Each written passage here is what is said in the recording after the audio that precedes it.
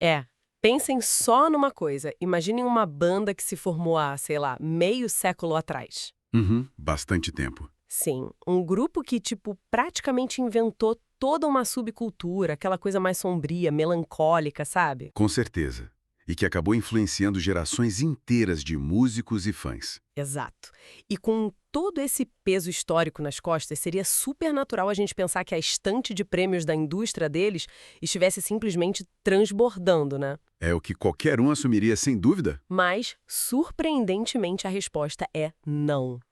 Hoje, dia 1º de maio de 2026, a gente está olhando para uma banda que acabou de ganhar, tipo, agora, em fevereiro passado, os seus primeiríssimos prêmios Grammy. Nossa, é muito louco pensar nisso. Pois é, melhor álbum de música alternativa e melhor performance de música alternativa. E por um disco que os caras fizeram na casa dos 60 e tantos anos de idade. A banda, claro, é o The Cure. É um fato que, assim, desafia completamente qualquer lógica da indústria musical moderna. É um reconhecimento institucional de peso máximo, sabe, que chega no que muitas pessoas considerariam ser o absoluto outono da carreira de um artista. Sim, é muito atípico. E é exatamente por causa dessa anomalia gigante que a gente tem uma pilha de material aqui na mesa hoje. Bastante coisa mesmo. Muita coisa. A gente reuniu desde aquelas resenhas críticas bem profundas sobre o aclamado álbum deles de 2024, Os Sons of a Lost World, até artigos históricos sobre estética e cultura gótica. E também os dados das turnês globais que, olha, vão dominar de forma absurda esse verão europeu agora de 2026. Aham. E arquivos biográficos super densos também. E, tipo, mergulhando em tudo isso, tem uma questão central que parece gritar dessas páginas pra gente. Qual seria? É como o The Cure conseguiu transcender aquele rótulo básico de banda de rock para se tornar, tipo, o alicerce emocional de toda uma cultura. Como eles pegaram vulnerabilidade pura e transformaram em mais de 30 milhões de discos vendidos. É a pergunta de $1 milhão. Exato. Certo? Vamos desvendar isso. Legal. Bom, para a gente entender o peso real do que aconteceu nos Grammys desse ano e essa histeria toda por ingressos da turnê atual, a gente não pode simplesmente olhar só para o presente. Tem que cavar mais fundo, né? Muito mais. A resposta está lá na raiz. A gente precisa voltar lá para o final da década de 70, na Inglaterra. Porque a fundação do The Cure sempre foi, na sua essência, uma reação de recusa. Sim, eu estava lendo essas retrospectivas biográficas e encontrei um detalhe que, olha, me deixou de queixo caído. Ah, o lance da gravadora. Esse mesmo. Voltando para 1976, na cidade de Crawley. Eram só uns amigos de escola formando banda em garagem, tipo com os nomes péssimos como Melis. Nomes de adolescente, né? Tal. E aí as fontes mostram que, em 77, quando eles finalmente conseguiram chamar a atenção de uma gravadora alemã chamada Hansa, os executivos simplesmente odiaram as músicas do Robert Smith. Eles olharam para aqueles garotos e falaram tipo, queremos que vocês sejam uma banda de covers. Que humilhação, né? Pois é, o que, para a época, a gente tem que lembrar, era um caminho até comum para fabricar ídolos adolescentes e fazer dinheiro rápido. Mas a resposta do Smith, mesmo sendo só um garoto, foi um não super categórico. Eles preferiram jogar a chance fora. Preferiram perder o contrato, o que realmente rolou no início de 78, do que comprometer quem eles eram. E foi logo depois dessa treta que eles adotaram o nome The Cure, assinaram com a Fiction Records e lançaram o primeiro disco. The Three Imaginary Boys, em 1979. Esse. Mas aí entra um paradoxo muito interessante que os arquivos mostram.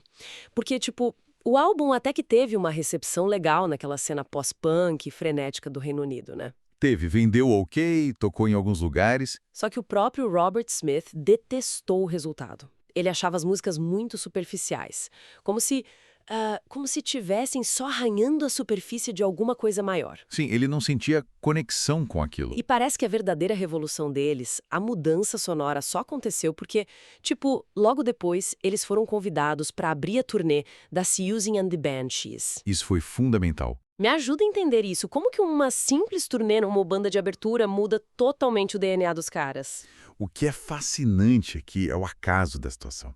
Porque durante essa turnê, o guitarrista dos Banshees simplesmente abandonou o grupo, do nada. Caramba! No meio da turnê? No meio.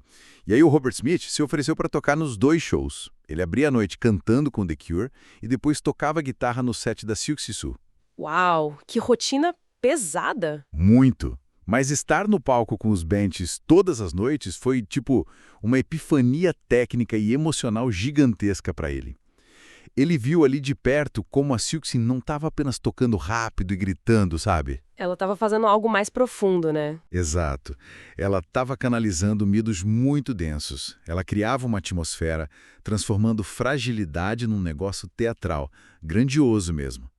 O Smith percebeu ali que a emoção na música não precisava ser medida por, sei lá, acordes raivosos ou velocidade. Nossa, sabe, lendo sobre essa transição na nossa pesquisa, me vem uma imagem muito clara na cabeça. Qual? É tipo assim, se o movimento punk original, que estava bombando na época, era como atirar um tijolo numa vitrine de loja para mostrar raiva contra o sistema. Certo. O que o The Cure começou a fazer foi bem diferente. Era como se eles fossem o cara que se senta, em total silêncio, na calçada, de frente para a vitrine quebrada. Interessante. Sim, e ele recolhe os cacos de vidro do chão e escreve um poema devastadoramente vulnerável olhando para o próprio reflexo despedaçado. Nossa, essa é uma excelente forma de visualizar a coisa, porque traduz de forma perfeita aquela virada sonora que definiu a famosa trilogia opressiva de álbuns que eles lançaram depois. Que foram quais mesmo? O 17 Seconds, em 80, o Faith, em 81, e o Pornography, em 82. Musicalmente, eles desaceleraram tudo, de propósito. E como isso soa, sabe, na prática, para quem tá escutando a gente e não entende muito de parte técnica de música? O que eles mudaram nos instrumentos para soar tão gótico? Pense na arquitetura da música. O rock tradicional usa muito a guitarra para aqueles solos brilhantes e rápidos, né? Aham, os clássicos solos. O The Cure fez diferente. Eles começaram a banhar o baixo do Simon Gallup num monte de pedais de efeito tipo o chorus e o flanger. Isso dá aquele som líquido, ecoante, quase fantasmagórico. Sei, aquele baixo que parece que tá tocando dentro de uma caverna vazia. Exatamente.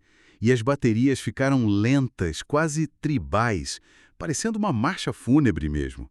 E por cima de tudo isso, os sintetizadores entravam criando umas camadas frias, como se fosse uma neblina musical.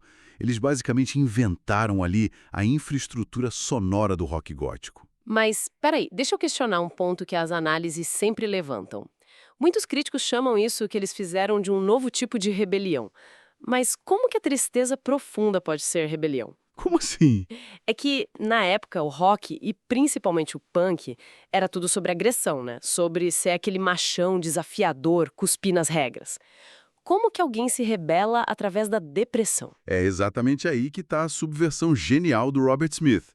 Imagina a cena musical da época, totalmente dominada por essa masculinidade agressiva, a raiva performática. Sim, muito suor e gritaria.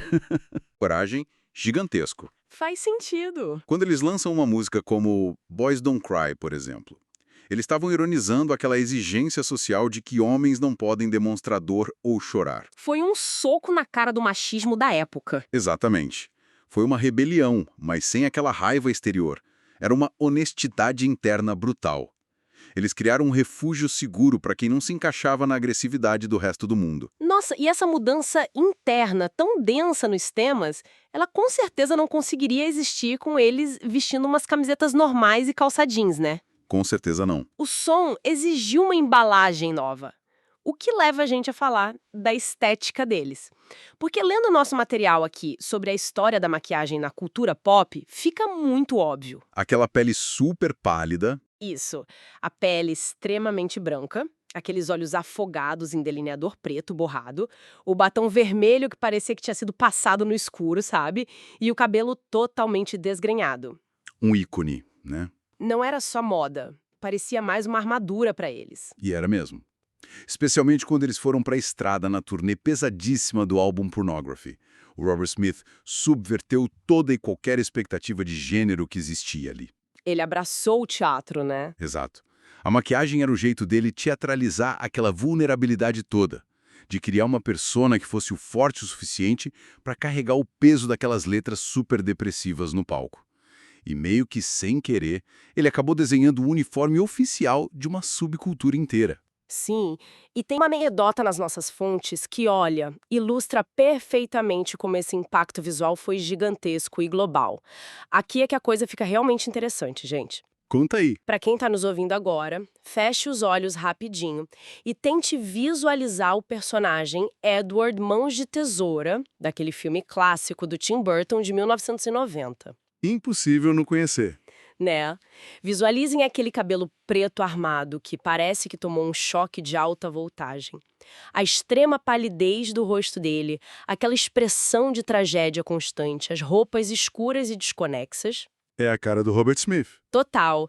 E a nossa fonte confirma isso com todas as letras. O visual do Edward é literal e assumidamente inspirado no Robert Smith. Não é nenhuma coincidência. É uma homenagem bem direta do Tim Burton. Isso mostra o quão forte a estética do The Cure tinha ficado. Ela vazou do circuito underground britânico e já tinha dominado o imaginário de Hollywood. Mas o mais engraçado dessa história toda é que o Tim Burton queria tanto essa conexão com a banda, mas tanto, que ele ligou pessoalmente para o Robert Smith para convidar ele para compor a trilha do filme. E qual foi a resposta? Ele simplesmente recusou. Disse que, na época, não fazia a menor ideia de quem era aquele tal de Tim Burton e justificou falando que estava ocupado demais tentando finalizar um álbum, aí chamado Disintegration. Que ironia, né? Isso nos leva direto ao maior paradoxo da carreira deles. Porque, embora The Cure tenha moldado o som, o guarda-roupa e até a sensibilidade de praticamente todos os jovens góticos dos anos 80, eles mesmos lutavam ativamente contra esse rótulo. Eu vi isso.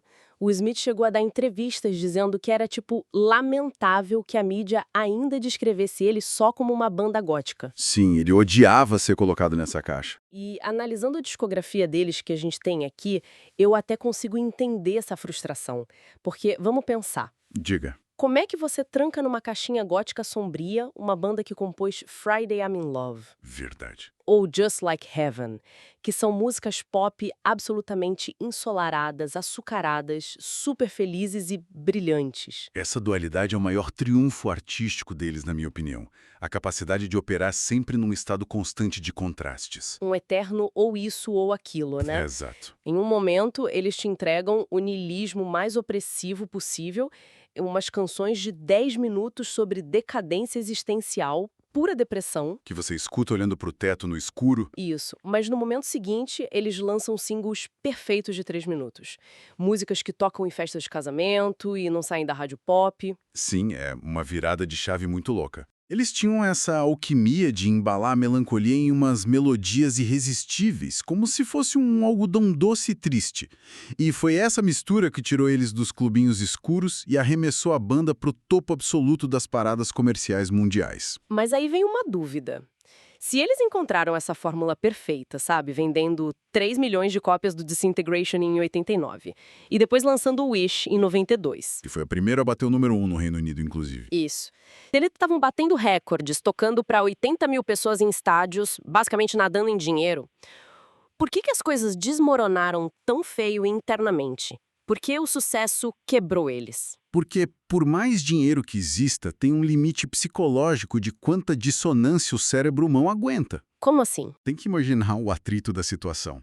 Você e seus amigos são um grupo de caras super introvertidos. Vocês escrevem músicas profundamente pessoais, quase agorafóbicas, trancados no quarto. Certo. E, de repente, você tem que performar essa dor íntima noite após noite sob luzes fortes para 80 mil pessoas gritando em estádios colossais na América do Norte. Nossa, deve dar um curto-circuito na cabeça. Dá mesmo. A pressão insana para manter essa máquina comercial milionária girando acabou destruindo a dinâmica pessoal entre eles. Os arquivos legais e as biografias que a gente tem confirmam esse cenário de guerra. Não eram só umas discussõezinhas criativas de estúdio. Foram brigas pesadas. Pesadíssimas. Tiveram brigas físicas mesmo, de soco. O Smith e o baixista Simon Gallup saíram na mão num bar em 82 e ficaram quase 2 anos inteiros sem se falar. Que loucura. E tiveram muitas trocas de membros. Mas eu acho que nada ilustra mais o custo humano desse sucesso todo do que o destino do Lawton Hurst. A história dele é bem triste. Muito. O Tolhurst fundou a banda com o Smith lá nos tempos de colégio, só que a pressão exacerbou um alcoolismo tão severo nele que ele simplesmente não conseguia mais tocar e acabou demitido bem no meio das gravações do Disintegration. E a tragédia não parou por aí, infelizmente, porque essa demissão virou uma batalha judicial gigantesca e feroz em 91. Pera, processou a própria banda? Sim, o Tolhurst processou o Smith exigindo uma bolada em royalties e reivindicando a propriedade do nome The Cure. Nossa, processo entre amigos de infância ao fim. É doloroso demais. E isso se arrastou até 1994, quando o Robert Smith finalmente ganhou a causa. O fato é que a banda até sobreviveu aos anos 90, mas saiu muito, muito machucada de tudo isso. O que, parando para analisar, explica muito do que aconteceu nas décadas seguintes, né? Com certeza. Porque quem acompanhava de perto percebeu que o motor deles foi desacelerando até quase parar de vez. Depois do álbum 4.13 Dream, que saiu lá em 2008, eles simplesmente não lançaram mais nenhum álbum de estúdio, por 16 anos. 16 anos é uma eternidade na música. Muito tempo. E sendo super honesta aqui, quem tá escutando a gente agora provavelmente pensou a mesma coisa que eu pensei nesse meio tempo. Que eles tinham virado uma banda de herança. Exatamente isso. Aqueles dinossauros do rock que só se juntam a cada 3 ou 4 anos para fazer uma turnê mundial, cobrar caro no ingresso e tocar os mesmos clássicos nostálgicos para um monte de pais saudosistas na plateia. Sim, é o caminho natural para muita gente. A expectativa de que eles lançassem algo realmente inédito e relevante era quase zero. E era uma suposição justa da sua parte. Muitas bandas da mesma geração deles aceitaram de boa esse destino. Viraram o próprio museu em turnê e lucram muito com isso. Mas pro The Cure, esse silêncio não foi complacência ou preguiça. Não. Não. Foi simplesmente a vida acontecendo. E a vida bate muito duro às vezes. Esse hiato gigante foi marcado pela passagem do tempo, pelo envelhecimento natural e, o mais importante, por um luto pesadíssimo. O Robert Smith passou por muita coisa. Passou, ele perdeu os pais, perdeu o irmão mais velho e, mais recentemente, para piorar, lá no final de 2025, a banda perdeu o ex-tecladista Perry Beaumont por causa de uma doença muito rápida. Nossa, e foi exatamente esse abismo de dor e perdas acumuladas que serviu de combustível para o que os críticos estão chamando agora de um retorno triunfal absoluto. O que nos traz para 2024. Novembro de 2024, o The Cure lança o Songs of a Lost World. E olha, lendo as análises críticas, tipo a do site Beats Per Minute, a conclusão da galera é totalmente unânime. Eles não tentaram fazer um disco comercial. Nem um pouco. Não é um álbum tentando agradar o algoritmo do Spotify, não tem esforço nenhum para fazer uma musiquinha curta de 3 minutos para tocar na rádio. É uma meditação densa, super inflexível sobre a morte, o desmoronamento do tempo e aquela certeza inescapável do fim. E, incrivelmente, o resultado soa majestoso. Pega a análise que fizeram da primeira música Alone. É uma faixa bem lenta, glacial, que toca por quase 7 minutos inteiros antes da voz dele sequer entrar. 7 minutos só de instrumental. Quase isso. E a letra lida com o envelhecimento, mas de um jeito que é pessoal e também global, tipo catástrofe climática. É aquela consciência pesada de que o tempo de todos nós está acabando, sabe? Que a festa meio que já terminou. Nossa, profundo demais. Mas assim, o ponto de colapso emocional de quem escuta o disco acontece mesmo na faixa I Can Never Say Goodbye. Essa é brutal. A resenha destaca isso de um jeito brilhante e eu fiquei meio fascinada com a mudança lírica dele. Porque em toda a carreira da banda, mesmo nas fases mais depressivas, o Smith sempre usou muita poesia, né? Umas metáforas com aranhas, oceanos, para mascarar o centro da dor. Ele sempre foi muito literário. Sempre. Mas nessa música nova, que é bem explicitamente sobre a morte do irmão dele por câncer, a poesia acaba. Ela cede espaço para uma realidade seca, nua e crua. Sim, ele não esconde nada. E eu quero ler um trecho literal da crítica que temos aqui nas fontes, porque é muito forte. Diz assim: a sua voz quebra enquanto ele repete algo terrível vem por aí para roubar a vida do meu irmão. Uau. O fato de a gravação ter deixado de ter captado a quebra real na voz de um ícone que está nos palcos há 50 anos Gente, isso não é performance. É a voz de um homem completamente esvaziado pela perda. Exatamente. E isso tudo nos leva para um outro ponto técnico que deixou os críticos simplesmente perplexos: a durabilidade dessa voz, o veículo que carrega essa dor toda. Porque a voz muda com a idade, né? Muda totalmente. Se a gente pegar qualquer outro ícone do rock dos anos 80, é normal o timbre cair, a voz dar uma engrossada, o cantor não alcançar mais aquelas notas altas. É pura biologia humana. É o desgaste das cordas vocais. Só que as resenhas notam, num tom quase assustado, que a voz do Robert Smith, nesse álbum de 24, é uma espécie de milagre anatômico. Ela soa perfeitamente idêntica como ele cantava lá em 1982. É bizarro isso. Uma das análises até brinca dizendo que ele deve ter feito um pacto, escondendo um quadro do Dorian Gray num porão qualquer. Porque essa pureza vocal intacta, contrastando com letras sobre ser velho, estar morrendo e perdendo pessoas, cria um impacto muito chocante. É de arrepiar. E o público respondeu de forma super visceral a essa honestidade. O disco não foi só aclamado pela crítica, pegando notas tipo acima de 88 em todos aqueles agregadores. Comercialmente, os números aqui nas nossas planilhas são absurdos. Estourou em todo lugar. Muito. O álbum estreou logo no número 1 das paradas no Reino Unido. Gente, foi a primeira vez que eles voltaram pro topo em 32 anos. Se conectarmos isso ao panorama geral, é um fato histórico para a indústria. Eles simplesmente lideraram as vendas físicas e de vinil de forma esmagadora no mundo todo. E é exatamente essa onda de relevância real, e não só o exercício nostálgico, que catapultou eles de volta para o palco dos Grammys agora em fevereiro de 2026. Faz todo sentido. A indústria não estava ali dando um prêmio de carreira ou homenageando o passado deles. Eles estavam premiando a urgência e a qualidade do que o The Cure criou hoje, no presente. E essa energia colossal deságua nessa turnê massiva, que os dados de eventos ao vivo confirmam para esse verão europeu. Nossa, e os dados de bilheteria são surreais, tá? Eles vão simplesmente encabeçar praticamente todos os grandes festivais europeus de peso agora no meio de 26. Quais estão na lista? Olha, o Primavera Sound, em Barcelona já, agora em junho, o Roskilde, Rockwerchter, Pink Pop, Rock in Seine. É um roteiro exaustivo e todas as datas, sem exceção, já estão carimbadas com ingressos esgotados. Sensacional. É uma demanda tão absurda que, olha, bandinhas no auge dos seus 20 anos de idade matariam para ter esse alcance. Isso meio que encerra uma jornada narrativa quase irreal para uma banda. E tudo isso está acontecendo com um cronômetro rodando, sabia? De 24, o Robert Smith declarou formalmente que a intenção dele é aposentar o The Cure de vez em 2029. E por que esse ano específico? O ano não foi escolhido ao acaso. Em 2029, ele vai fazer 70 anos de idade. E vai marcar exatamente o aniversário de 50 anos do lançamento daquele primeiríssimo álbum deles. O Three Imaginary Boys. Esse mesmo. É um planejamento de fim de linha incrivelmente simétrico, né? Um fechamento teatral que é 100% a cara do The Cure. Nossa, é a forma mais do que perfeita para fechar as cortinas de verdade. O que nos leva até a nossa provocação final de hoje. Manda bala. Com tudo isso que a gente analisou e colocou na mesa aqui, eu queria deixar um pensamento para quem está nos escutando refletir depois. Hoje em dia a gente vive numa sociedade totalmente dominada por redes sociais, né? Totalmente superficial. Sim, onde o algoritmo parece exigir uma positividade tóxica 24 horas por dia. Onde a gente é bombardeado por essa urgência de ter uma juventude eterna, ostentar sorrisos fabricados o tempo todo.